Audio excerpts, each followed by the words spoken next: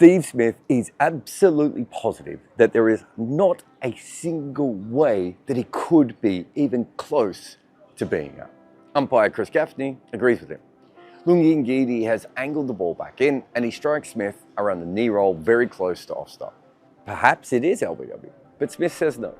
He is not shy about it. His right hand is showing the South African fielders that he was definitely struck outside the line of off stump, and he's flicking his glove around at the fielders just to let them know that there is no reason for them to even worry about having a review. This just has not hit him in line.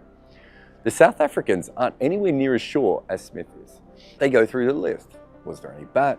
How was the height? And then finally look at the line. Bavuma decides to review this time. Despite the SPDS system, the Stephen Peter Devereaux Smith, deciding that it wasn't out, Hawkeye disagrees and Smith is gone. Of course he is. Smith is a great batter, but he also exists in 2025. That means his normal state is dismissed. In the 1800s, batters struggled because groundsmen put little chunks on the wicket to make it grow. Now the only dung on the pitch is from the batters consistently crapping themselves. Wickets haven't come this quick since W.G. Grace was on the field. I have traveled the cricketing world, and so I've collected two things: the phone numbers of random taxi drivers and overseas SIM cards. Rideshare apps have fixed the first part, and Sally is doing the second. Now, all you need is their eSIM on whatever plan works for you. You activate it and you can use it anywhere in the cricketing world. It helps you save money. It is a global solution to a global problem. Stop fiddling with tiny SIMs and get the one that does it all. Go to Sally.com Good Areas and use the code Good Areas to get an exclusive 15% off your first purchase. Fly free with Sally. This is our lowest scoring WT cycle so far. Every now and again, someone will ask me if the pace playing pandemic is over. Basically, if batters can take their masks off now.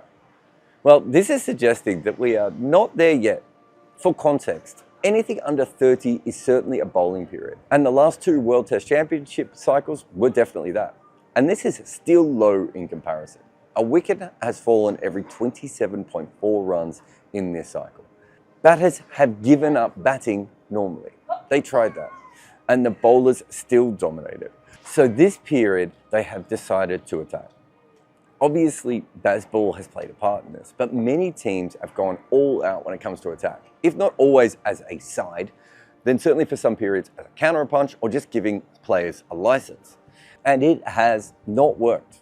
But neither did batting defensively before. They're running out of ideas. And they are doing that very, very quickly. For this World Test Championship, we have bowlers taking a wicket every 48 deliveries, which is one of the most extraordinary numbers in the history of cricket ever. Every 8 overs, we see a wicket. There has never been a period in our game that has been like this. You like wickets? We got all the goddamn wickets you could ever ask for. We're getting so many wickets that we are actually going back in time. This is the 6th lowest strike rate in the history of our game. And all the others less than 2025 are from the 1800s. Bowlers have created a bloody time machine, and they are taking wickets like we have never seen since we started filming matches. Put it this way, Pathé doesn't actually have footage of the last time wickets fell this quickly. I can make it no clearer than this. The strike rate in Test cricket this year is a wicket every 46 balls. There are 4 bowlers in the entire history of our sport with 300 wickets at a strike rate that good. We have turned all of cricket into Dale Steyn and Waqar Younis. Many people say that Malcolm Marshall is the greatest bowler of all time. Well, his career strike rate is higher than the collective Test bowlers of 2025. Cricket is out bowling Marshall. And of course, 3 of the greatest strike bowlers of all time are playing in this final. Kagiso Rabada's strike rate has dropped under 40s again. This cycle, he popped over to Bangladesh and he was still unplayable. He used to struggle against left-handers, and he's even worked that out as well. Mitch Starc has come out of a career funk and is now bowling over 90 miles an hour on the regular and swinging the ball a mile. He even looks more accurate than before, and that is nothing compared to his skipper, who in the entire history of cricket, there might never have been a bowler who has been this fast and this accurate at the same time. And the other two are strike bowlers. But Cummins, he's really more like a high-end stock bowler who just doesn't make any mistakes. And then occasionally when he needs to, bounces people out as well.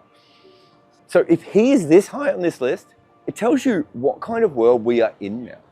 Today, there were times when it looked like people could still bat a little bit. Those were almost entirely when the sun was out. Many will say that when the clouds came in, the ball starts to swing more. That didn't really happen today. In fact, what seemed to happen is that when the clouds came in, the ball was slightly harder to pick up. And in normal cricket, like what we used to play for the 100 years before this, that would be a little bit difficult. Facing Cummins, Hazelwood or Janssen with that clear sunlight looks almost impossible right now. Think of Lungi Ngidi, barely a test bowler. Hell, he doesn't even play first-class cricket anymore. His 3 wickets today were his first with the red ball this year. In the previous 12 months, he only had 4 more. And in 2023, he didn't take a single wicket with the red ball. Ngidi has 7 wickets in the last 2 years with the red ball, and 3 of them today were when the gloom came in. No one is doubting his talent. When fit, his ability to bowl at pace, with movement and bounce is brutal. But he's almost never fit. He's always pre or post injury. And in the first innings, he looked like someone who just hadn't bowled at all for a long period of time. He was rough, he was slow, he was everywhere. And then in this one, he suddenly, Sidney Barnes, Dennis Lillee and Jasprit Bumrah rolled into one. I mean, he was so sure that he got Bo Webster out. It wasn't even a celebrity. He was cheering like he had actually bowled him. And so he should be, because he was in the middle of his second longest spell in Test cricket ever. He bowled 10 on the trot back in 2020. But now he was going so well, there wasn't even a reason to bring on Rabada, who is the best strike bowler in history. And when Ngidi splattered Pat Cummins' stumps in a rare moment of counter-attack, it meant that Ngidi had 3 wickets in one spell, one less than all of his red ball victims from the previous 2 years. And it doesn't really seem to matter who has the ball. Wian Mulder only took 1 wicket, but he could have taken heaps as well.